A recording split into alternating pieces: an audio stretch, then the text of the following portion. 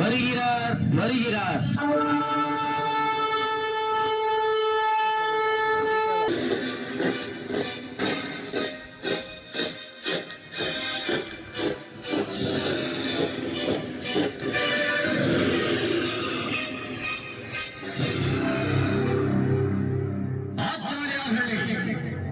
மூப்பர்களே, எல்லாரும் ஒன்றாக வந்திருக்கிறீர்களே, உங்களுக்கு என்ன வேண்டும்?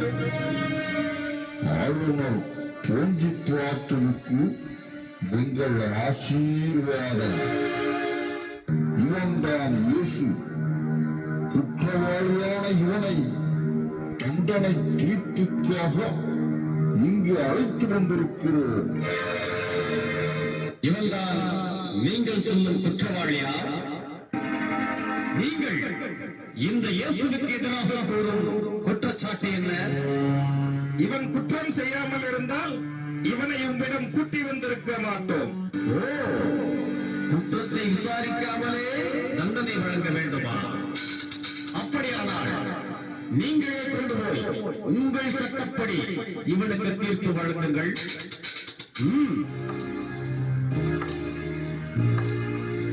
இவனை பார்த்தால் அப்படி தெரியவில்லையே. இவன் நம் நாட்டு மக்களின் சீரழிவிற்கு காரணமானவன். மக்களை குழப்பிவிட்டு அதில் இவன் குளிர்காய்கிறான்.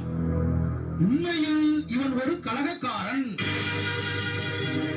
இவன் சீசருக்கு வரி செலுத்த தேவையில்லை என்கிறான். ஆலயத்தில் காணிக்கை பொருட்களை விட்டவர்களை சாட்டையால் அடித்தான்.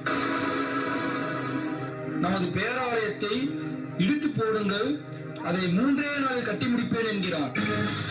இவனுடைய சீடர்கள் யாரும் நோன்பு இருப்பதில்லை, அதை இவன் நியாயம் என்கிறான். இவன் ஓய்வு நாள் சட்டங்களை கூட மதிக்காமல் அதை மீறி பல காரியங்களை செய்கிறான். இவன் கலிலேயா முதல் யூதேயா வரை எல்லா மக்களுக்கும் போதித்து செசாருக்கு எதிராக தூண்டிவிடுகிறான்.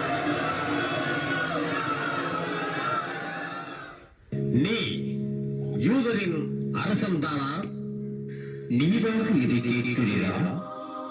அல்லது மற்றவர்கள் என்னை பற்றி உம்மிடம் சொன்னதை வைத்து கேட்கிறீரா? நான் என்ன யூதனா?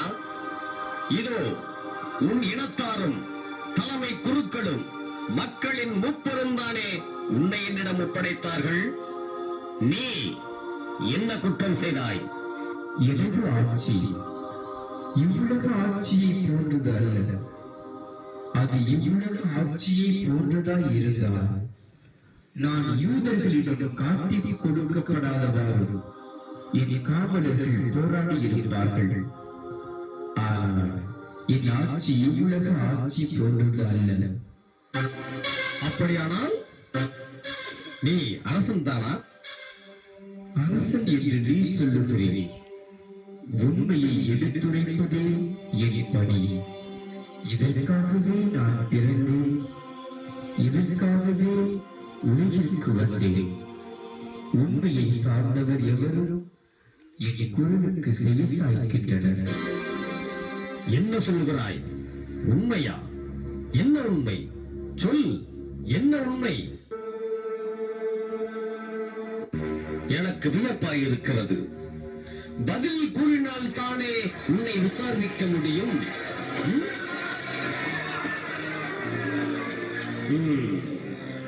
ஆச்சாரியார்களே, மக்களின் மூப்பர்களே, இதோ இந்த இயேசு மக்கள் சீரழிய காரணமாய் இருக்கிறான் என்று என்னிடம் கூட்டி வந்தீர்கள்.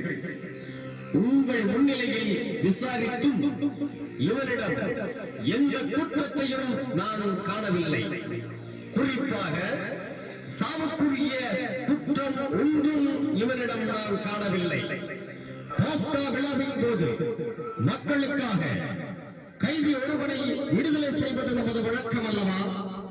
அதன்படி இந்த இயேசுவை விடுதலை செய்வது உங்களுக்கு விருப்பமா?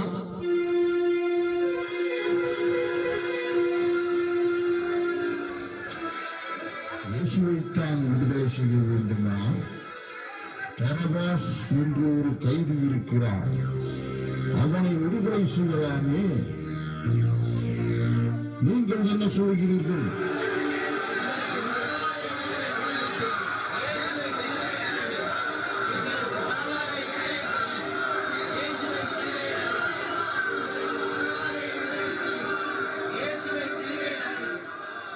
மரண தண்டனைக்குரிய குற்றம் எதுவும் இவனிடம் காணவில்லையே.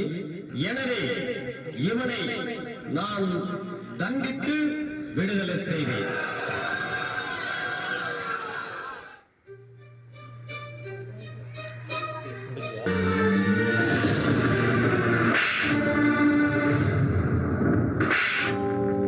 கண்ணத்தில் அவன் ஓங்கி அடிக்க சின்ன பிள்ளை போல் ஏங்கி நின்றான். கண்ணத்தில் அவன் ஓங்கி அடிக்க சின்ன பிள்ளை போல் ஏங்கி நின்றான். நேசிக்கின்றாயோ இயேசுநாதரை, நேசித்து வா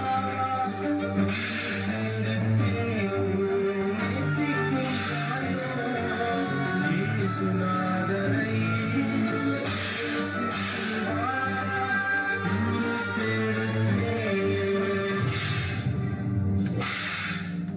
இந்த பாடுகள் உந்தன் வாழ்வுக்காய் சொந்த பழத்தி ஏற்றுக்கொண்டார்.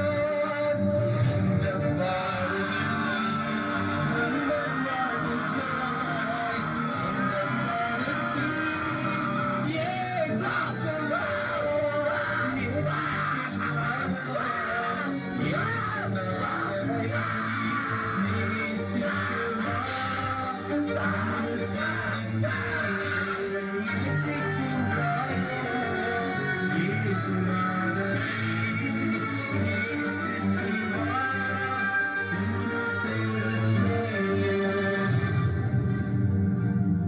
பின்னே நடந்த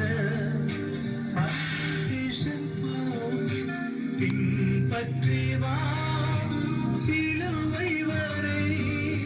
பின்னே நடந்த அன்பின் சீஷன் போல் பின்பற்றி வா சிலுவை வரை. காடியை போல கசந்திருக்கும் கஷ்டங்களை அவரிடம் சொல். காடியை போல கசந்திருக்கும் கஷ்டங்களை அவரிடம் சொல். நேசிக்கிறாயோ இயேசுநாதரை, நேசித்து உருசெடுத்தே.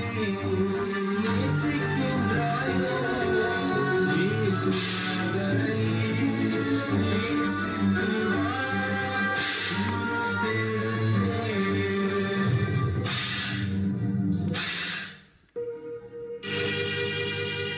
இதோ மனிதன்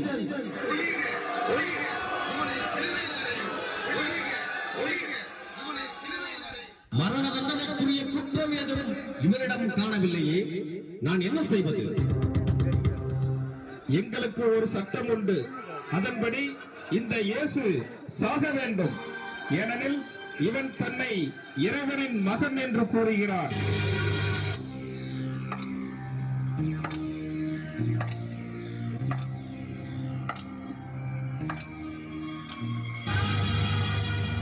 நீ எங்கிருந்து வந்தவன்? என்னிடம் எதுவும் கூற மாட்டாயா? உன்னை விடுதலை செய்யவும் எனக்கு அதிகாரம் உண்டு, உன்னை சிலுவையில் அறையவும் எனக்கு அதிகாரம் உண்டு. இது உனக்கு தெரியாதா? மேலிருந்து அருளப்படாவிட்டால்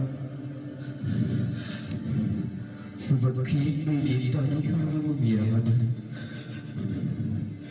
ஆகவே என்னை உம்மிடம் ஒப்படைத்தவரால் பெரும்பாலும் செய்தவர். இதோ உங்கள் அரசர்.